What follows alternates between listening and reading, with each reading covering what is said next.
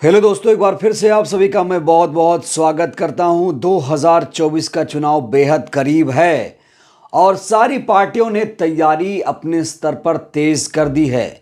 2024 चुनाव में अगर कोई नेता सबसे ज्यादा इस समय सुर्खियां बटोर रहा है, अगर कोई नेता सबसे ज्यादा चर्चा के केंद्र में है, तो वो हैं बीएसपी सुप्रीमो मायावती जी। बहुत सारे कारण हैं दोस्तों। सबसे बड़ा कारण यह है कि मायावती जी अभी इंडिया गठबंधन में शामिल नहीं हुई हैं, लेकिन शामिल नहीं होंगी यह कहना जल्दबाजी होगी।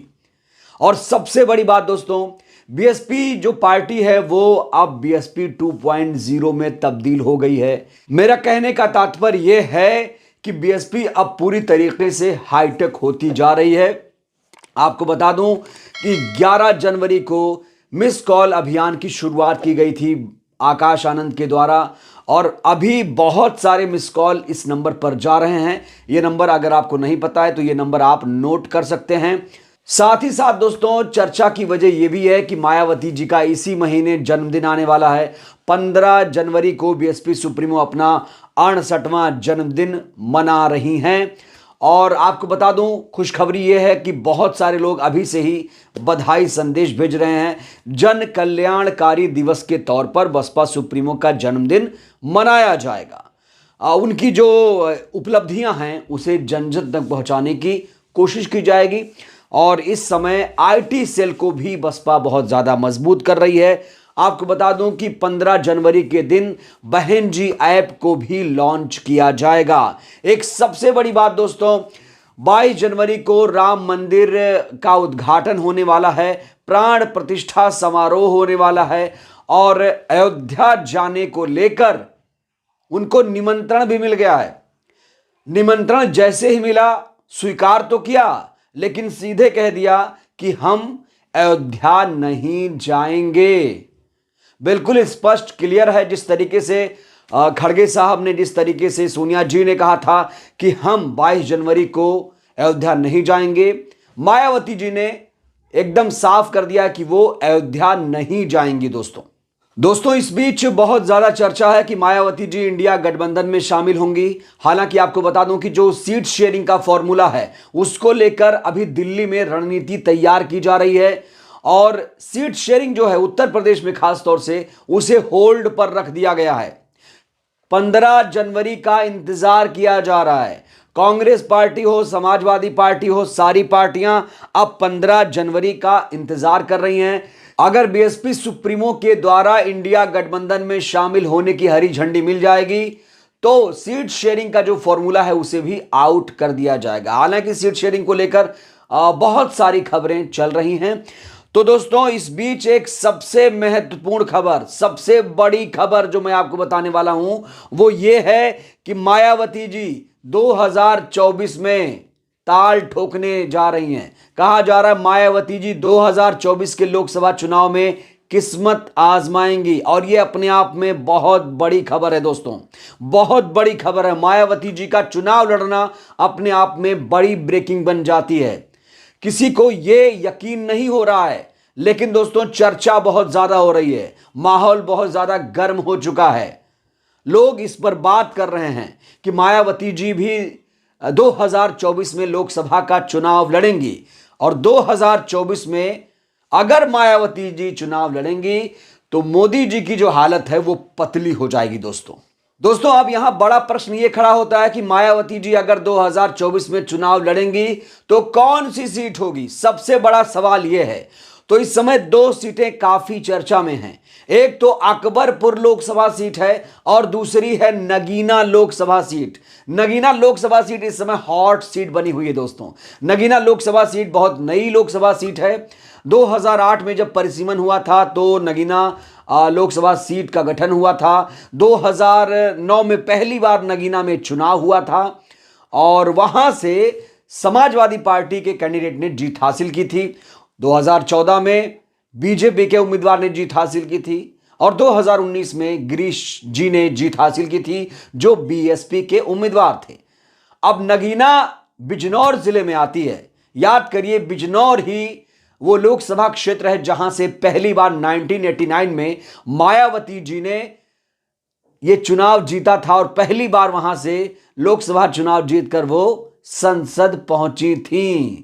तो बिजनौर हो या नगीना हो, मायावती जी का ये गढ़ है और ऐसे में चर्चा नगीना को लेकर बहुत ज्यादा है कि नगीना से मायावती जी किस्मत आजमा सकती हैं, नगीना से बीएसपी सुप्रीमो ताल ठोक सकती हैं।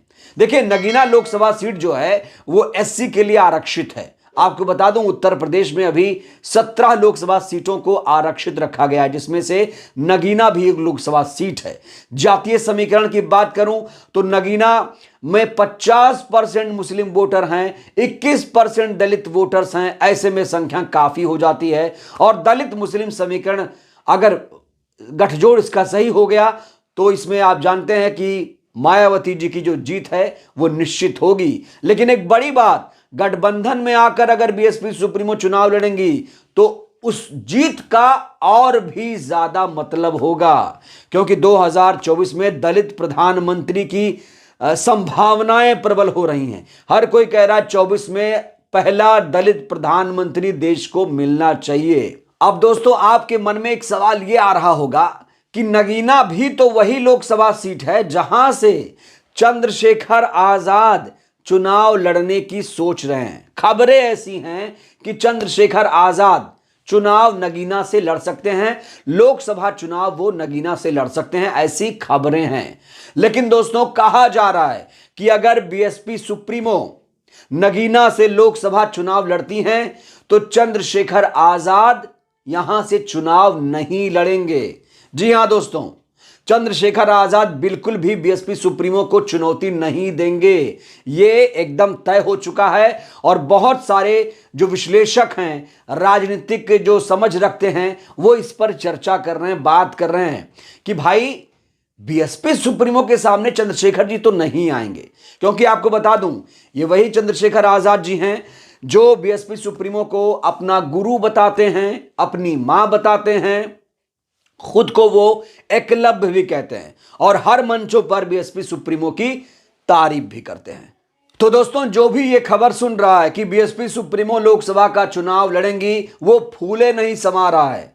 और जहां भी जाइए, ग्राउंड पर जाकर बात करिए तो लोगों की इच्छाएं हैं कि बीएसपी सुप्रीमो भी लोकसभा का चुनाव लड़ें, लोकसभा पहुंचे, संसद पहुंचे।